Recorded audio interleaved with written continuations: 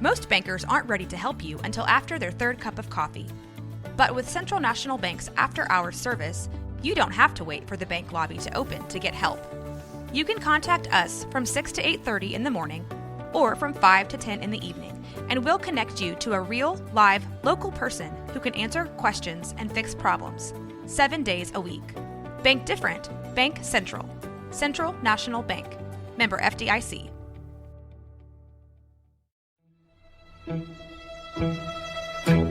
Bwaaa!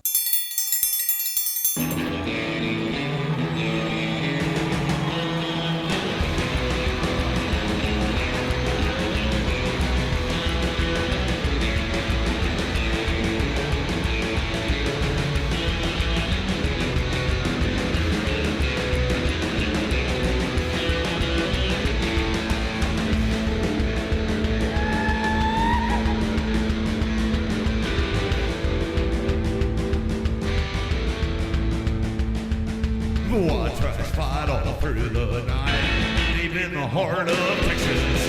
The trailer park is nice and dark, deep in the heart of Texas. That drinks his brew and he spits his chew, deep in the heart of Texas. The TV blares, but no one cares, deep in the heart of Texas. Here we go! Hello, welcome to Bwaaa, King of the Hill Rewatch Podcast. I am Mike. And I'm Rusty. Rusty, I think you said what I was thinking before we started here. I cannot believe we're like halfway through season 2 already. Yeah, we're halfway through season 2, and a little earlier before this recording took place. This is Saturday, August the 13th. And I posted a little earlier that we're going to try to pump out. We're gonna test run it and just see how it goes. Yeah. And we're going to give you guys a Monday episode, and then we're going to cap it off, and then give you guys a Friday episode. That way, you got something to listen to in and out of your week. Yeah, I'm hoping that you guys enjoyed that. I spent a few hours here earlier today researching and doing all my color coding and all that stuff to all the scripts. Yeah, for the script. Yeah. But hey, let's see if people respond. Yeah, we hope you guys enjoy extra content. Yeah. All right. So we are season 2, episode 11, The Unbearable Blindness of Laying. Yep. That's a weird title. And actually, the writer of this episode, which you'll appreciate, is Paul Lieberstein. Oh, cool. Paul Lieberstein actually wrote this. Oh, and Toby. And you get the famous TV guy, Carl Reiner. Yeah. The one who created the Dick Van Dyke Show. Carl Reiner is he did the Dick Van Dyke one Show. of the funniest men that's ever lived, as far as I'm concerned. He was there during the Milton Berle years and Your Show of Shows and all throughout the 70s, 80s. Yeah, he was. Doesn't he have a son that acts too? Yeah, his son is Rob Reiner. Rob from Reiner. All in the Family. Okay. Director of Spinal Tap and Yeah, many yeah. other things. Yeah. All right. So we are starting. Is this our first Christmas themed episode, or like that takes place in Christmas, or That was I there can one think in of. season 1? I don't think there was one in season 1. I don't think there season 1 is was. really short, so I Yeah. don't think they made it through the full all the way to Christmas with that season. So we kind of start off with everybody decorating for Christmas in the neighborhood. My favorite is Boomhauer, who just takes a wad of lights and dumps it on his windowsill. and then just kind of walks away. Just a string of lights. Yeah, we go over to the Hill House, and there's Hank putting up his lights, and of course, all of his are perfectly symmetrical. They're level. he's I would hammering it assume. in, Yeah. And Peggy comes out the door while he is finishing up his lights, and she says, "Come on, Hank, your mom's flight arrives in a half hour." So this is the first time we're meeting Hank's mom, right? Yeah, Tilly. Yep. Yeah, it's the first time we meet her. And Hank is, of course, he's in building mode, and so he's like, "Hold on, I got to do a color check." Let's He's see. doing like a Tim the Toolman check on it. You know, He's like red, blue, green, white, red, blue, green, white. And Peggy interrupts him and asks him, "Aren't you excited to see your mother?" He's like, "Of course I am. I haven't seen her in 2 years. 2 years. 2 He hadn't years. seen his mother." Yeah. And he goes, "It's really not her. It's the boyfriend that I'm worried about." And so we know. I guess that would be weird. I don't know how it would be weird. because my parents have been married, my entire life. They're still married. So Yeah. I don't know how weird it would be to see your 60-plus-year-old mother with another man. Yeah. I don't know. I think it would be. It would be weird. Yeah. The same deal for me. I mean, my parents have been together for 1,000 years. And so Yeah, it would be so odd. I have no friggin' clue what that would be like. But he hasn't seen her in 2 years. And so they are at the airport. They're ready to pick up Tilly and her new beau. And, Peggy's like, it's about time you got used to this, Hank. Your mother told you almost a year ago that she had a boyfriend. So she's had a boyfriend for a year. Yeah, so here it's not like something that. No. And then him being a grown man, I know it'd be weird to see your mom with somebody else, but really doesn't have to be this big of an ordeal. I don't think it's that big a deal. I mean, he's in his 40s. That big of- yeah, that's what I'm But then saying. again, you're talking to a guy or talking about a guy that had Cotton for a dad. Yeah, I mean, you're right. as we see in a flashback here Emotional damage. Oh, my God. Yeah, that's what it is. as we see here in a moment, it was rough. So she's telling him, it's been a year. And Hank's like, well, she said gentleman friend. I didn't know it was the same thing. Come on, Hank. You knew it was the same damn thing. He said, I thought they'd just sit and have tea and talk about how good the tea is, not too hot. Not too hot. Yeah, and she said, well, I've never heard your mother so happy. Come on, just give this guy a chance. And Hank's like, why? He's just going to use her like a footstool like Dad did. And now we go to that flashback.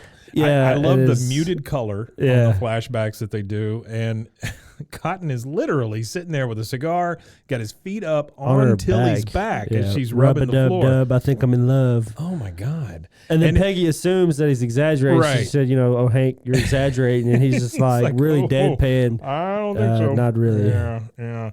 And then he sees his mom coming out, and she's struggling with the two bags. And he goes, look, she's carrying both bags, and he's nowhere to be found. This is gate 3, by the way, that she's coming out of. And so he's assuming that just like Cotton, he's making her do all the work. Peggy is the first one to greet her. She says, hello, Tilly, how was your flight? And then we get from Tilly. And do we know who played Tilly? No, but it won't take me long. All right, you look that up. But she was like, well, it was nice, except that we asked for no meat, and they served us meat, and we just can't eat meat since Gary's bypass. And then she sees Hank, and she says, oh, Hank, it's so good to see you. And then they give the Hill family handshake, which I thought was really odd. Well, she's actually, let me interject real quick. She's actually Yeah. voiced by 3 people over the course of the show. Oh. But at this current time, she is voiced by none other than the one and only Tammy Wynette. For real? Yeah, I did not know. Oh, Well, because wow. when I'm looking on the episode guide or whatever that I use on the internet, it doesn't say anything about that right there, that Tilly is. That's really fantastic, though. You have to go look for that. That's Love Tammy crazy. Wynette. Yeah, I do too. Yeah. Oh yeah, this one also, this particular episode also won the 1998 Golden Reel Award for Best Sound Editing Really? for television animated Best specials, sound editing. whatever that is. I've never even heard of that award. That's like an awards ceremony they have in a basement somewhere. These Yeah. poor guys that get the technical awards. I always hated that. Like during the Academy Awards, they'd say earlier in the week we gave out all the technical awards, and it shows these poor people in tuxedos shoved in a basement somewhere, and they're all giving each other awards. It's like I don't understand why especially in today's day and age. If you didn't have those technical people, you wouldn't be making movies. No, you wouldn't look at all at the all. superhero No. stuff and all that. That's all technical people. I It's don't all know if people you've sitting in seen front of credits computers. lately, but they are jam-packed. Oh, the credits. Jam. Well, and then you got some that, there's so much animation on the credit. Like you're saying, there's just so much animation at the end of the movie. Yeah. And then they they do it have all over like the world. I mean, it's 10-minute. it's amazing. Then they have like whole 10-minute animated sequences when the movie's over. And they've done one of the smartest things I've ever seen is they make you stick around for all the credits now because everything's got a freaking Everything's got mid-credit some- scene, after-credit yeah. scene. We went to see Thor the other night, and we stuck around, and at the end, it was one of the most disappointing credit scenes I've ever seen. Great movie, though. So they're giving the Hill family handshake, and it goes on a little too long for Hank. And so he's like, Mom, we're in public, one hand only. She says, well, I've missed you. He says, well, thank you very much. It's just so cold. Peggy pipes up and she says, Hank and I cannot wait to meet your new man. We didn't know how to spell his name, so we didn't get a stocking for him. She said, "Oh, don't worry. I'm sure he won't even notice. He's Jewish, and they never did that in his family." Okay. So, here is something that catches me every time they mention the fact that he's Jewish or they mention his Jewish name. It is amazing to me how they pause, assume you're going to think that people in Ireland have a problem with Jewish people, and then they have zero problem with anything. They don't even mention it. You know, they're so complimentary. You know, so she Hank. I know. I just don't remember. It's weird for me.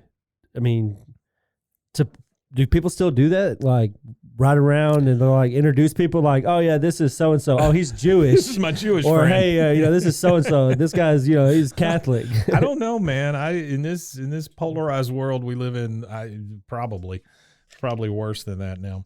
Hank pops up and says, did they carry suitcases in his family, or does he think that's woman's work like Dad did? And he's referring, back to Cotton. She says, Hank, Gary is nothing like Cotton. He's got a big heart, and of course, the doctors call it enlarged. I thought that was a great joke. Yeah, I thought that was a good one. And then here comes Carl Reiner, or Gary. Yeah, flush, and where does it go? You must be Peggy.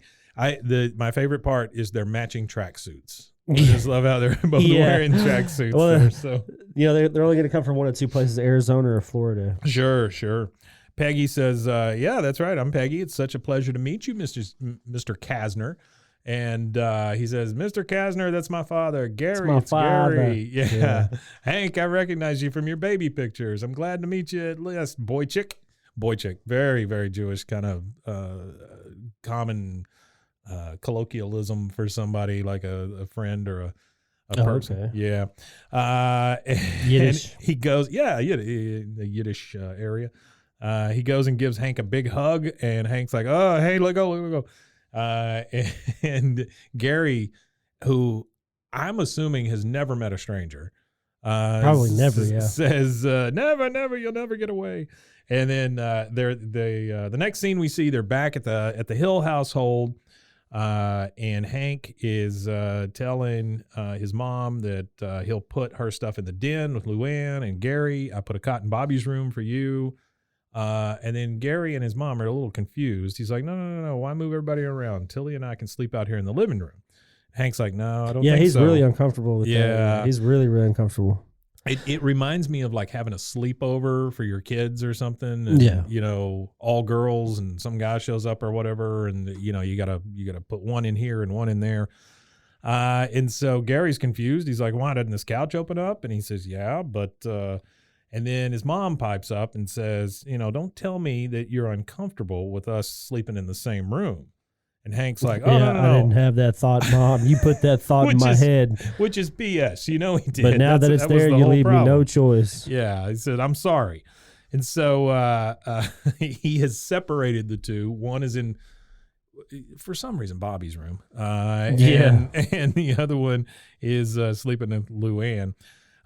We go back to the alley, and Hank is griping about the fact that he has to drive all the way to Houston to have Christmas lunch with his dad, and then drive all the way back here to have Christmas dinner with his mom and him. He calls him, doesn't call him Gary, just says him. Bill's like, why do you keep calling him? I find that odd. He said, I call Mr. Kasner, keeping it nice and formal. Kasner. That's right. And then it's Dale that says Kasner. And then you get that long pause again. He goes, is that German? He says it's Jewish. Another long pause. You actually hear the birds chirping. Yeah.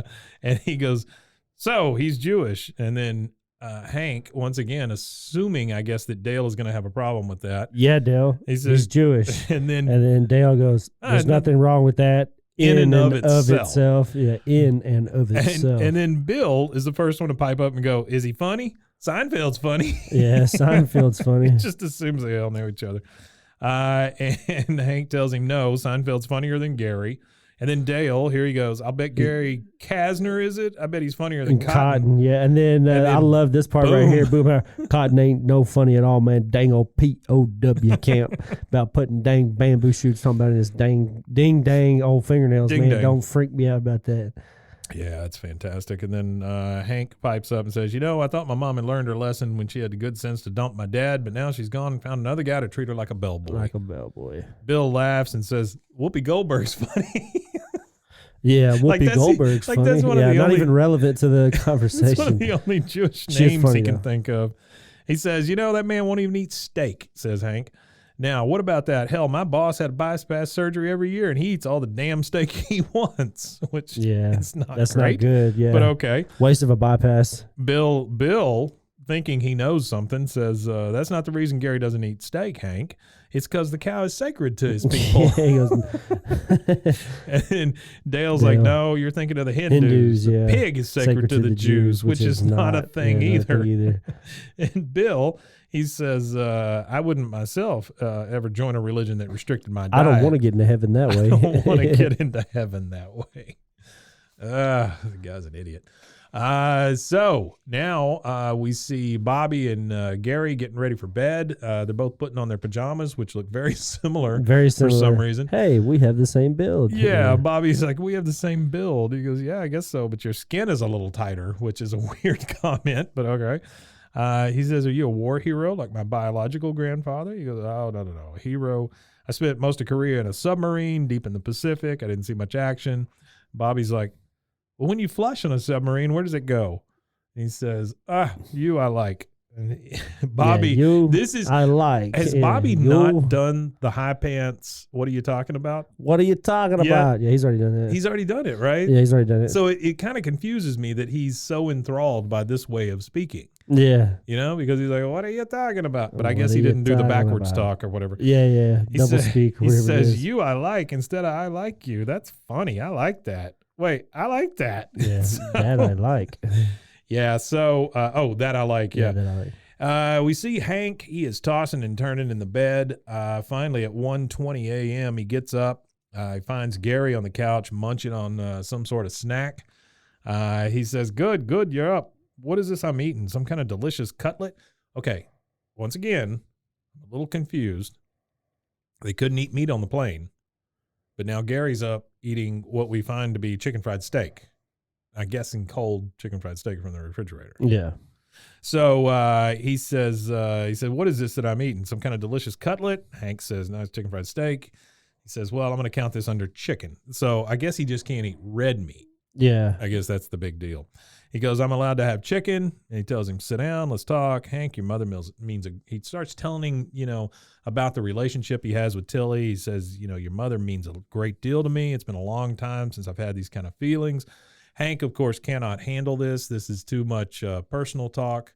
And so he launches into, it's a bad time. This is my program. Turns on the TV, and we get televangelist. We get a televangelist. Yeah, one of those slap you in the forehead and heal you your problems. Yeah. Gary is like, you believe in this stuff? And Hank's like, yep, that's right. It's my favorite thing. So please don't talk to me about anything else right now. And then hiccups be gone. That's the funniest thing. Like the guy on the TV is trying to get rid of the hiccups from one of these guys. It's just nuts. It's not even like healing like a broken leg or nothing like that. It's not blindness. Curing it's not a broken cancer. leg. It's not, it's hiccups. And I love what he does. He goes, well, I guess there's nothing we can, hiccups be gone. He comes back and just yells at the guy. So we get, the next morning, in the kitchen with Peggy, and Peggy is saying, I was thinking of picking up a menorah. I mean, the way she said it was weird. Yeah. Menorah. So weird. Menorah. So we can celebrate Hanukkah and make Gary feel at home. Hank's like, what? She says, I just think it'd be nice to honor his traditions, too. Bobby could blow out all the candles on Hanukkah Eve and make a wish. Yeah. Which I don't think is the tradition, but that's fine. Hank says, no, he's the new guy. Why should we change everything for him? He hasn't made any offers to change for me. And then he says, Bobby, are you going to the game with us? And Bobby, of course, basketball. I can take or leave. Yeah, I can take or leave. And then Peggy, confused, she's like, honey, didn't you mean to say I can take or leave basketball? And Bobby's like, no, Mom, Gary taught me this. It's a cool way that people from Arizona talk. Well, that was one of the trivia tidbits I had, was that's a Yiddish accent. Yeah, definitely. And that's what Carl Reiner sounds like Yeah. I mean, it is Carl Reiner that plays that guy, but that's Carl Reiner's voice. You know Yeah. Carl is he wasn't, the weird thing is, like, Carl Reiner back in the 50s and stuff, you know, he was the boss on Dick Van Dyke. Yeah. And he was, back then, honestly, being Jewish wasn't necessarily a good thing. And so they were very, like white bread, you know, just no accent, no anything. Like you couldn't tell. And it was too bad because, you know, shoving all that stuff under the table at that point. Well, it's funny you say that because Carl Reiner actually, he didn't identify as Jewish. He identified as a non-believing atheist since his youth. But Really? he gave support to Jewish customs and stuff. Like he did give Rob Reiner a bar mitzvah and stuff like that. And much of the production work was traditional. It was all like regards to like censorship and stuff like that. Oh, yeah. It was real like Jewish traditional, but he identified as a non-believing atheist. I did not realize that. Bobby asks Peggy, you want I should teach you? You want I should teach you? And then Hank, he's kind of fed up with this. He's like, Bobby, just get your butt in the car. Luann is very upset. You see very little of Luann in this episode, but she is very upset. It's not very Luann heavy this one. She says, let's go. If I miss tip-off, I don't know which team is going for which basket. I think it's pretty funny. Then Hank's mom comes in, and Hank says, Mom, you're not dressed. Didn't somebody tell you 4 of Arlen's players made regionals? And she says, I think I'll pass. I think I'll pass. He says, all right, fine, whatever. I'm just saying, an 8th grade like this that only comes along once in a decade. Yeah. That shows you.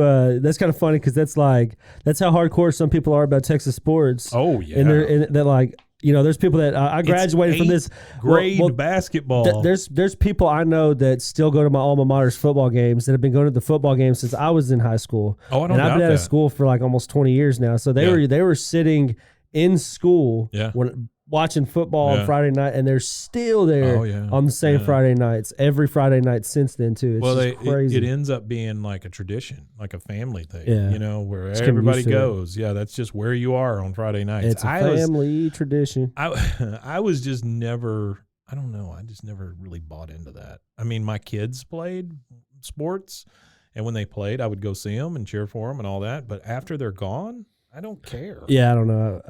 I mean, I'll keep up with like the scores and stuff, but actually like sitting at a game, I just don't care how well the Bearcats, you know, that are 3 cities over from me do this year.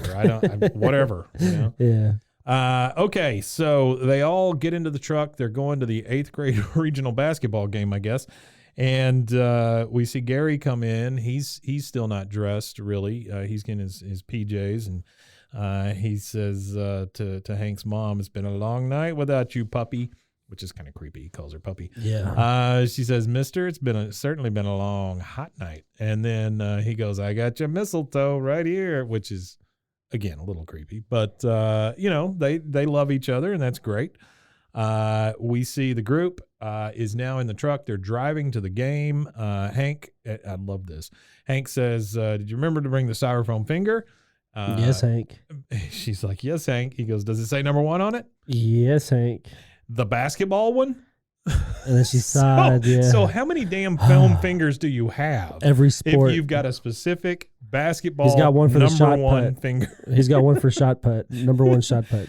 Yeah, so they have to turn around, come back and get the foam finger, the specific number 1 basketball one. And Hank goes in to grab it, and he goes, that's my mother's robe. There's just clothes all over the floor. And Hank's like, as soon as I'm out of sight, he makes her do the laundry. Oh, wait, this is weird. It sounds like the dryer's on, but all their clothes are on the floor. And then you hear this thumping, you hear some moaning, and then it happens. Hank looks in the room, which is the kitchen, we find out. Yeah. And here's the notes I wrote, right? Skin. That was my first note. Oh, there was lots of skin. And you actually get to see Gary's tattoo, which the USS Trout. Yeah, so for the trivia for that, there's it's a class of the particular SS Trout 2, the tattoo that he has on it is actually called a mini Balio class diesel electric submarine. Wow. It's a World War II vintage submarine. no idea. It was that named that for specific. different species of fish.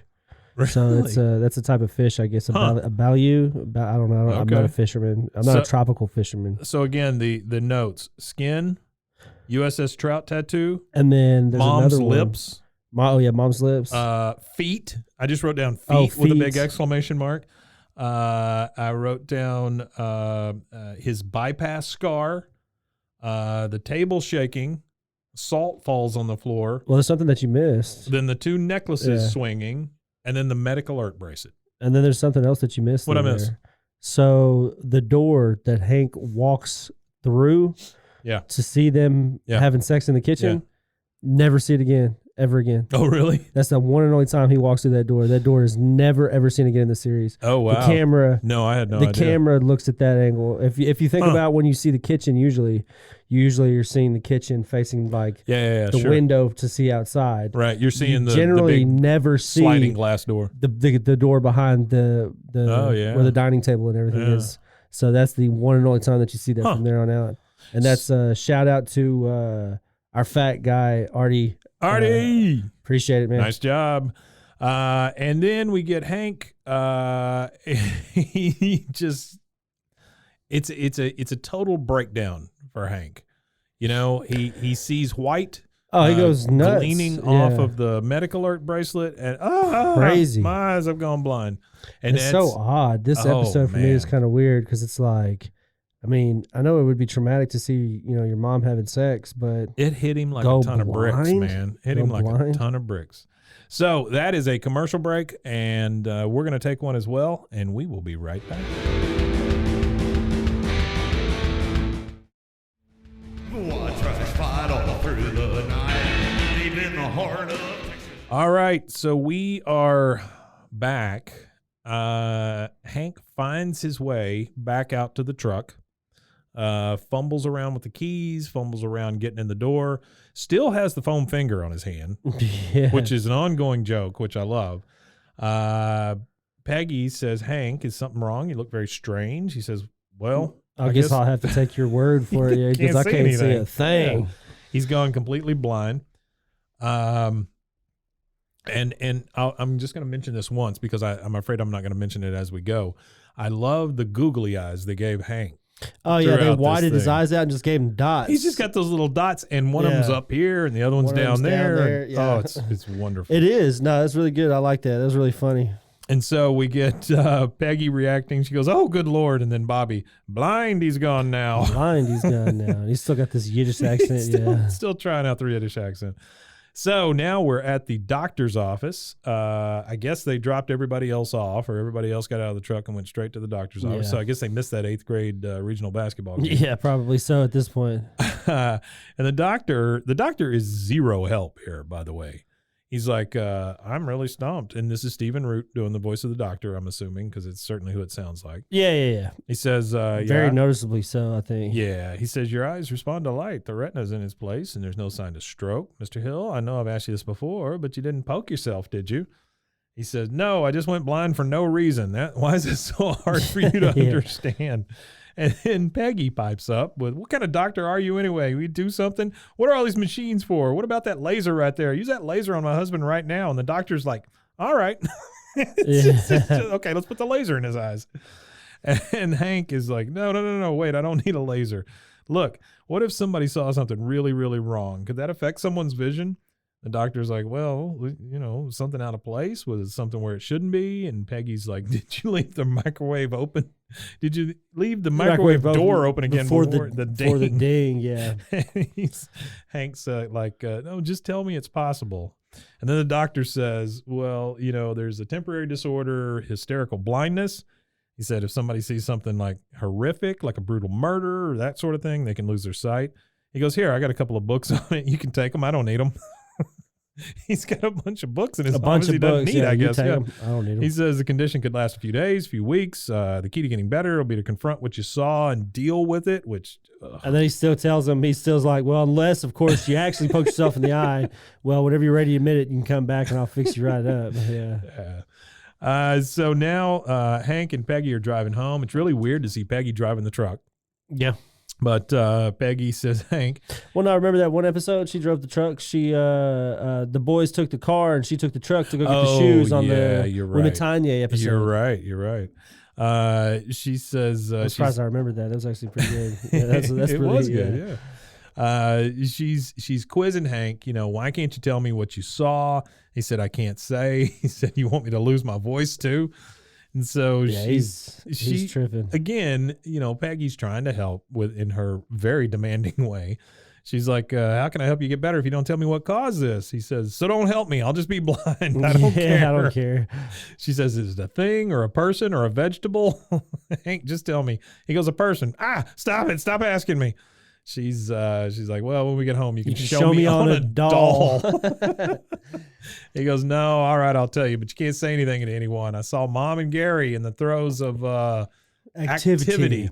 And what's amazing, like how he says it, he's all activity. But what's amazing is she knows what the hell he's talking about. She's like, that's it? I can't believe you dragged me to a medical doctor for that. Well, you get your sight back right now, you big baby.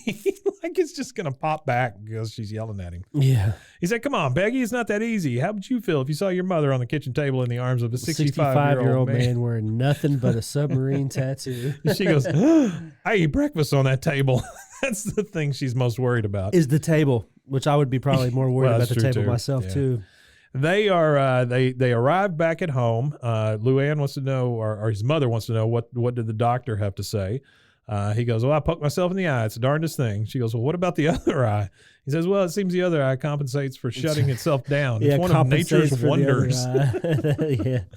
And so Gary's like, my entire life I've been reading Psychology Today. I've never heard of a sympathetically an eye. Good Lord. I've never heard of an eye sympathetically shutting down. And then he goes, I got a magazine you ought to read. It's called The 10 Commandments. Yeah. Yeah, and so Gary, he's like, who's he talking to? Hank, should I come over there? Because Hank's like looking in the wrong direction while he's yelling at him. I should come over there? And then Bobby mimics it, and he goes, that is so Arizona. So Arizona. So we are now with all the boys. They are sitting there trying to watch TV.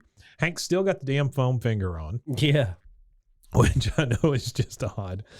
Dale and all the boys find it pretty funny that Hank can't see. He goes, I know what your problem is, Hank. Your finger's too big. That's why you poked your eye out, which is great. Hank's like, ha, ha, ha. And then Bill, hey, Hank, what am I thinking? You can't see. You can't see what I'm thinking. Like that makes any damn sense. Like it makes any sense at all. Yeah. And then Hank, he says, I'm not going to be blind forever, and the second I see some ass, I'm kicking it. Yeah, I like that one. Now, no more making fun of my blindness. Bill says, okie dokie. Bring. Phone for you, Hank. Hands him his boot. Shoe. Yeah. He chunks it across the room. He chunks it across. He says, joke's on you, funny man. Throws it, and then Ladybird takes off after it, and Hank's attached to Ladybird. So that kind of backfired on him. And so now we're making pancakes, right? Cookies. So sorry. And then Bobby said, I like them flat, press harder. And then Peggy comes in the room and she gasps and clears the whole table off, throws all the dough in the trash, grabs some chemical, sprays it all over the table, and then says, now I wonder who wants to make some cookies. Yeah. So Hank is in there trying to shave, cuts himself. He's got the googly eyes again. And he's cut the whole side of his hair off over here. Oh, God, his head looks terrible. His sideburns and everything are all gone. And so he puts a little toilet paper on his face, but he doesn't attach it from the roll. Yeah. The whole thing's following him around. He finally just kind of breaks down and says, Jesus, if you're up there, what I'd really like for Christmas is my sight back and a wrench set. Well, maybe I should be talking to Santa about that. And the thing is, Gary's watching this the whole time. Yeah, he's standing there the whole time in the corner. Yeah. Yeah. So you think if he was an older gentleman, he'd probably had some brute or something. Oh yeah, you would think you could at least smell him. Yeah. Yeah, or maybe that tracksuit makes some noise whenever he walks. Yeah, or the tracksuit, or Ben Gay. Oh, Ben Gay. That's a good one. So now we are the sweet smell of Metamucil. We are back with the whole family. It's Christmas time. They are gathered around the menorah, and Hank is sitting next to the tree. like over in the corner. Everybody else is over by the menorah having fun. They got their Christmas sweaters on, all that stuff. And Hank's like, what's going on? Did somebody drop a dish? And it's because they're over there messing with the menorah, blowing it out and all that stuff. Yeah. Peggy's like, okay, now we'll open the presents. And Hank, he just wants to pretend like nothing's happening. Yeah, I'll pass them out like usual. Yeah. And he starts feeling around down under the tree. He goes, oh, we got something square. Did somebody ask Santa for something square? Yeah, and he gives it to Bobby. Here you go, Bobby. Yeah, and Lou Ann's like, hey, that's for me. And Bobby says, oh, that's for that. He said Bobby.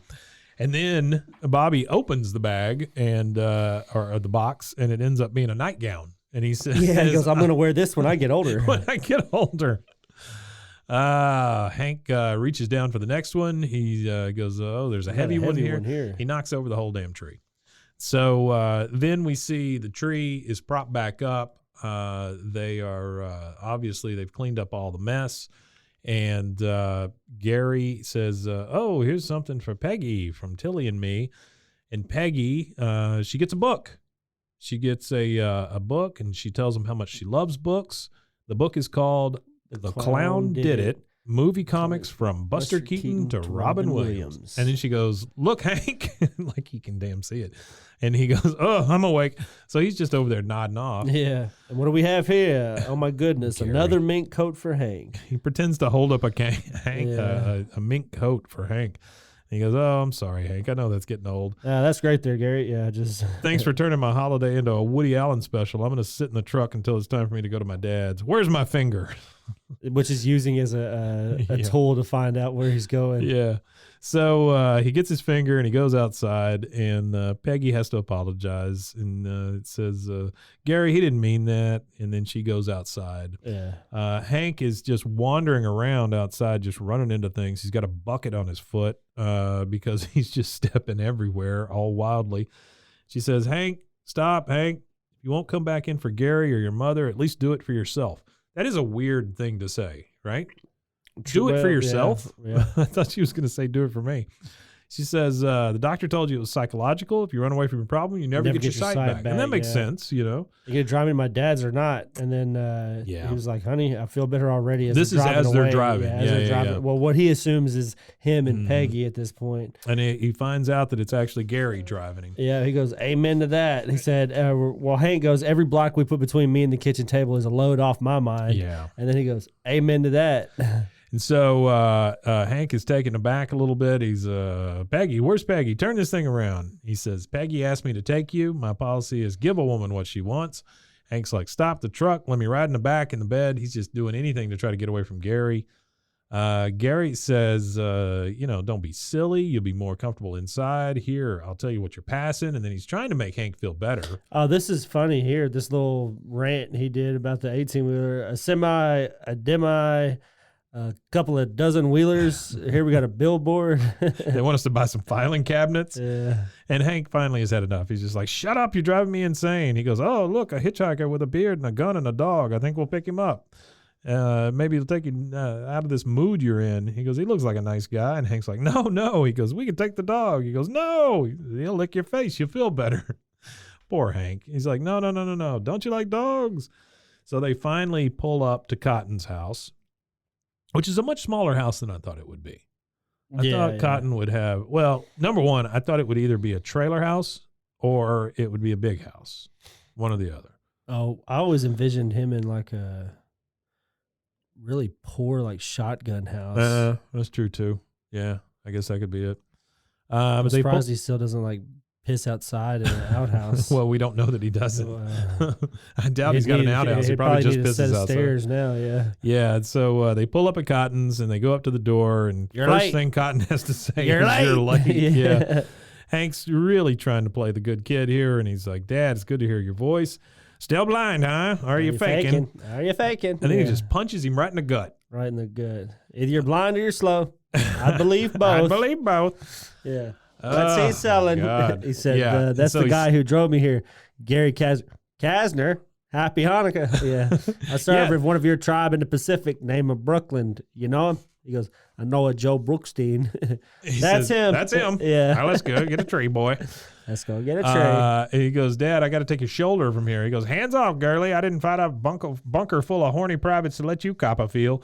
And then he shoots a damn tree in the yard. Like multiple times. Which is... bang, bang, bang, bang. There's his Christmas tree. He shot it to death. And it's not even really a Christmas tree. It's like a branch with some sprigs on it. Yeah, it's literally small. It's like the Charlie Brown tree. It's like the top of a tree. Yeah.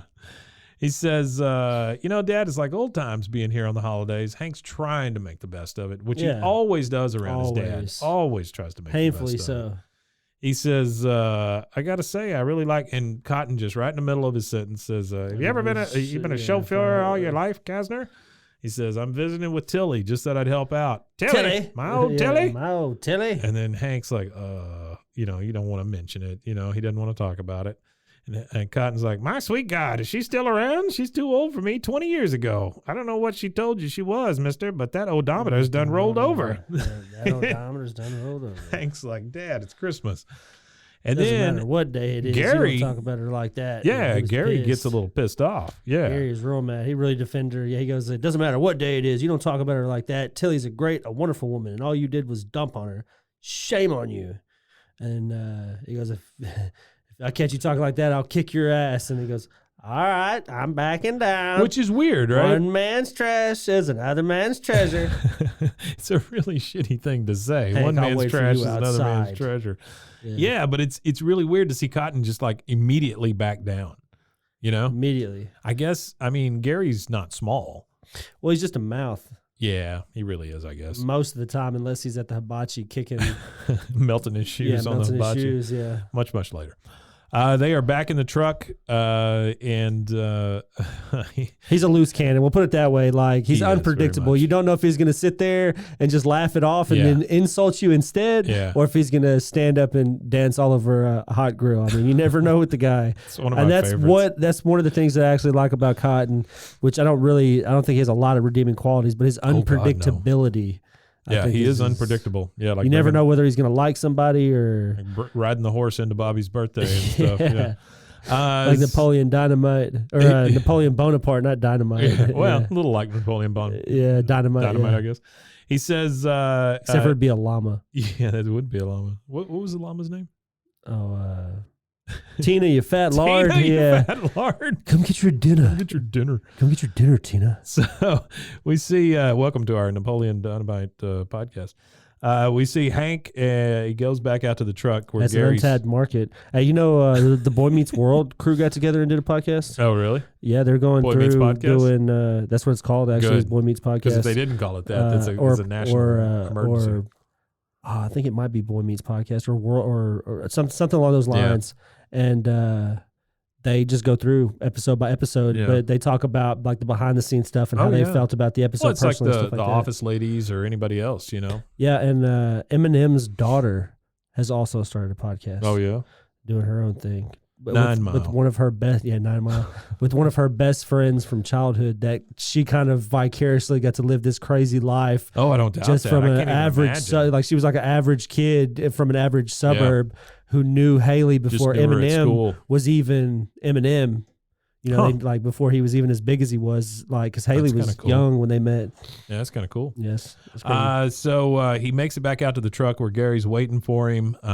Gary, being the nice guy that he is, he says, you didn't have to leave early on my account. Yeah. He said, no problem. Because Hank's ready to go. He didn't even like really want to go down there. It was just an escape for just a moment. Like if there wasn't all that weird stuff going on, it was just his mom had came. Yeah. He probably wouldn't have went down there. Probably not. It was just an excuse to get the hell out of there. But the funny thing is, like, even before they leave, you still hear Cotton inside yelling, going nuts on Dee Dee. Where's my eggnog? Bring my eggnog. And we never hear anything from Dee Dee. Never, generally. Nothing in this one. Barely ever anyway. She doesn't have very many lines ever. So Hank is starting to question Gary, where are we? We're not home yet.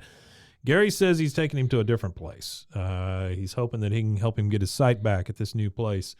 And Hank's like, no, I've already seen the doctors. He says, well, no, it's not medicine, it's faith. Faith. And so Hank is ultimately a nice guy. I don't understand this, like how he answers either, because he goes, no, that's really nice of you to offer to share your Jewishness with me, but I really don't walk that way. Like, what the hell does that even mean, Hank? Gary's like Hank's so uncomfortable. He doesn't like his sentences don't make sense sometimes. They just no, sound they weird. really don't. Yeah. He just says, Hank, trust me. And Hank fires back with, it's nothing personal. I'm just not crazy about the idea of my God seeing me in your God's temple. Oh, yeah. He says, Hank, I wouldn't take you to the temple without telling you. He said, well, then where are we? What's going on? He says, I know you didn't poke yourself in the eye. It's not hard to figure out what happened. You saw me and your mother in the kitchen. And I like this. I like how he words. He goes, I'm not flattered that it made you go blind, but obviously it's something psychological I'm with not you. flattered that it made you go blind. Yeah, he's probably not flattered either. So the next thing we hear is the TV preacher in person. Welcome, brothers and sisters, and all your prayer partners tuning in at home. Welcome to the Canvas Cathedral.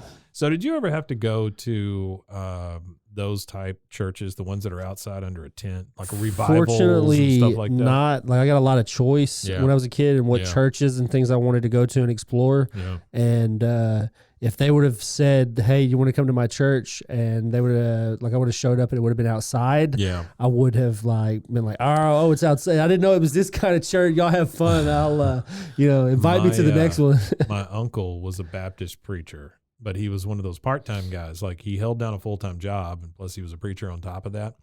And we ended up going to a lot of those freaking revivals like that. I take it back. When I was a practicing believer, I did go to the church underneath the bridge. Oh, really? When it was because they, here in when they town, very first started out. Here in town, we have a church that meets under I-35. Yeah, underneath the interstate. Well, I don't think they're allowed to meet there anymore. Well, it's all constructioned up right now, but they actually have a physical office. I don't know if they have a physical building, but I know they have an actual office. The cool thing about them is they served a lot of the homeless population and stuff like that. They would serve really food and out. stuff too. Yeah, they would serve food and all that kind of stuff, and they would do different drives and projects and stuff like that. Believe with them or not, they are good people. For Yeah. do. They were doing some good stuff. This episode brought to you by Church Under the Bridge. Sponsored by Man Under the Bridge. That's Josh.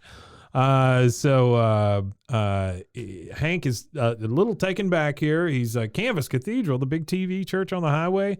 And Gary, taking Hank at his word. Yeah, you said it was your favorite. Thinks it's his favorite, yeah. And he says, you brought me here. And then we hear the preacher again, we're celebrating a special birthday. I can't tell you how many times I heard this kind of speech around Christmas at a Baptist church growing up. Man, you've really been through hell. He says, we're celebrating a special birthday today. Does anyone know his name? He's almost 2,000 years old, but he's still going strong. I think we should give him a round of applause because he's working on his birthday. I want to give a shout out to two people, the Gentrys. When I was a kid, I used to go to the Belmead First Baptist Church. Okay. And I was too rambunctious to go to the kids' church. Every time I went with the kids after they did the little singing and stuff, and then they would send the kids off. Sure. I was too rambunctious to go with the kids. So they would leave me with this. There was this older couple who were teachers. They were actually teachers at Conley at one point. You were going to say they leave me with this old guy. Well, they left me with these two old. Well, I sat with them, in the pews or whatever while they were doing the sermon. But there's a big difference. But they would bring Rusty. activity books for me. There's a big difference, Rusty, in you saying they left me with this couple or they left me with this old guy. Well, they left me with this old couple, but they would things. bring activity books for me. So I never would listen to the sermon or nothing. I would just be doing my ABCs and 1, 2, 3s and math and stuff like that. And they would just bring me, and that's all I would do. I would have to sit through big people church. And what I would do is I love to draw and make things. And so I would take the little offering envelopes and I would use a pen to cut it into little pieces and put together little men and all kinds of stuff. I would sit there and just make stuff the whole time. Yeah, I'd make too much noise doing that. So I'd get elbowed in the ribs. And so Hank responds to the big, oh, by the way, I've been there many times when they bring out a happy birthday cake to Jesus. And we sing happy birthday. Never. We sing happy birthday to Jesus. My church. And then somebody blows out the candles. I did go to church for a long time, and I never. The only snacks that we got were the cheap crap wafer. Yeah. And then the little bit of grape juice. So you're talking about for the what do you call that? Passover or whatever it is. I don't know. It's a Baptist thing, whatever it is. Because it was at a Baptist church where it used to happen. I don't know. It's not communion, obviously. Well, it is. It's like communion. It's like communion. But they call it they do the else. bread. Yeah. They give the same. Bread is the body, blood is the life, or whatever. It's just so weird. Yeah, it is. They think that it turns into flesh. But hey, if you believe it, good for you. If that helps. So Hank is like, I don't really believe in all this faith healing, because that's what this is. This is a super faith healing, slap you on the head, like you said. Snakes and well, I don't know if it's snakes, but snakes definitely tongues. and- He says, I don't really believe in this faith healing stuff, but it's a really nice gesture. He says, I don't get it. I haven't really been that nice to you, and it's nice of Hank to realize that he's kind of been a turd. Yeah, for sure. And Gary's like, enough. I do, because I love your mom, which is super nice of Gary also. Hank says, well, she's very fond of you too, and it's not such a bad thing, I'm beginning to think. And so here's that moment that we get in every King of the Hill episode. Hank's turning, and this is the feel good about yourself moment. And that's the deal is like the whole gesture is like his friends don't even do nothing like that for him, but the whole gesture of the fact that this, his mom's boyfriend took him to somewhere just because he said, like, Hank didn't give a damn left or right about that building and going there, but he took him there as a gesture, and it was a gesture that Hank's a man about gestures and principles and old school, man-to-man kind of activity stuff like this. Absolutely. And I made another note here, and it just says Hank's crazy eyes, because at this moment, his eyes Hank's eyes kind of look like it's just googly eyes on a puppet or something.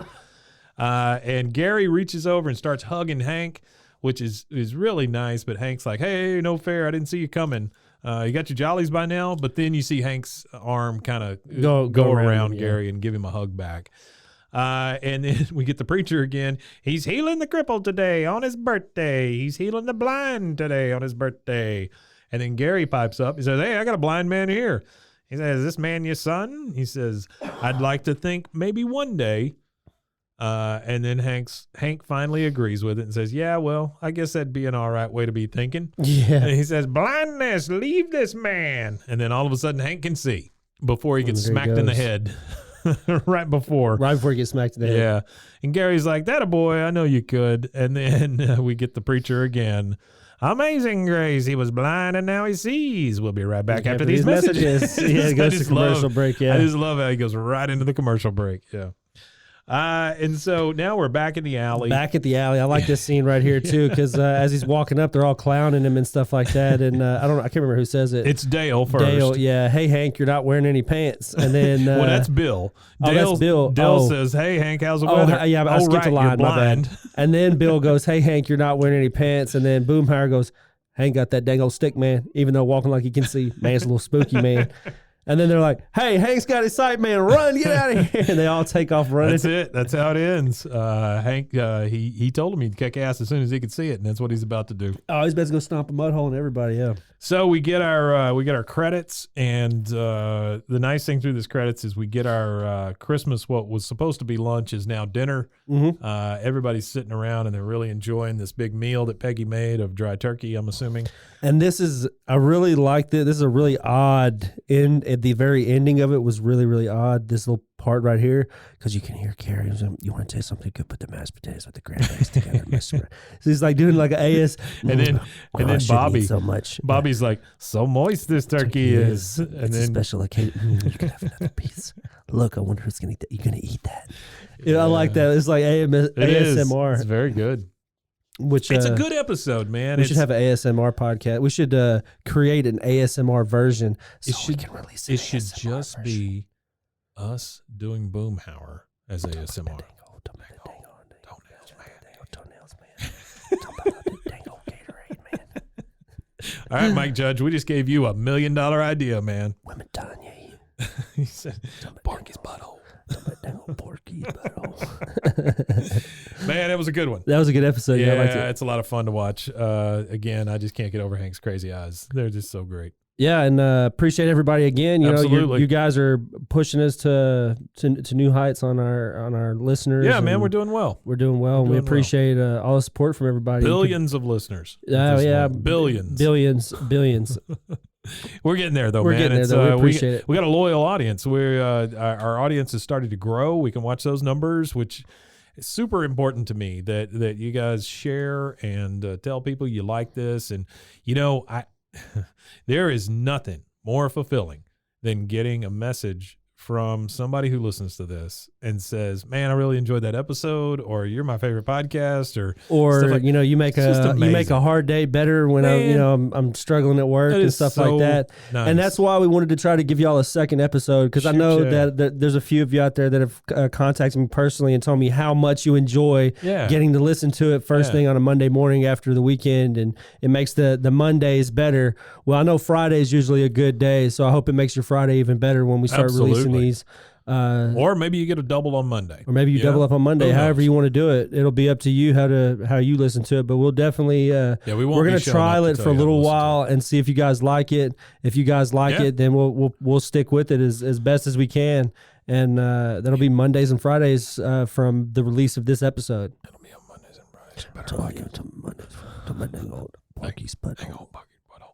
All right, man. This was fun. It was. All right, where can they find us? They can find us at BWAAAKOTH on all social media. That's TikTok, that's Facebook, that's Instagram, that's Twitter. I'm going to try to start posting a little bit more. I've slacked off on posting, and you guys have let me know. You've been busy. Yeah, I've been a little busy. There was one guy, though, that was like, "Oh, I didn't know a new episode had been released," because I didn't announce that a new episode had been released that week. I forgot to. I didn't have a chance. I can fix that for you if you'll hit that subscribe button on whatever podcast player you got. Yep. It'll automatically drop in there. So yeah, you just hit subscribe, and that's on any of the platforms. Yep. They all have their own option to put it in your favorite list or whatever it may be. Podcast getter, podcast dropper, whatever whichever one you use. I use Google Podcasts, which I'm about tired of. I like Spotify. Right. I've been a really big Spotify, and then a lot of our downloads do come from Spotify. The majority, over half of our downloads come from Spotify. Absolutely. So we know a lot of you guys, because I push the Spotify I need to link just a start lot. listening on Spotify to everything. I use Spotify Premium, and I've used Spotify since Spotify was an app. Because Spotify Premium. I've been using Spotify for years and years at this point. Yeah. So it's English, right? Wasn't it English? Didn't it start in England? I'm not really. I think Spotify started in England. I don't know where it started, but anyway. It is to me, it is the superior service. For everything, because I get all my music, I get all my playlists. You get a fresh playlist on Monday. They give you for like your Discover Weekly based on your week of listening, and then on Fridays they give you like a release radar, which is all new music from the week. I hope you're listening to this, Spotify. Yeah, I hope you are too, Spotify, because drop some knowledge. We use Spotify's service to release our podcast, Megaphone. Yeah, Megaphone is owned by Spotify, and that was not a paid endorsement. It was not a paid endorsement, but it could be. If you want to check out any other of our shows, you can go to roguemedianetwork.com, which just got a big facelift.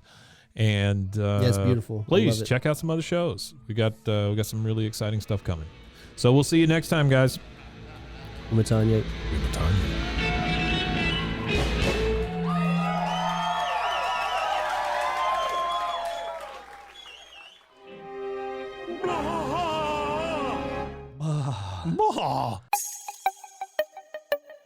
This has been a Rogue Media podcast.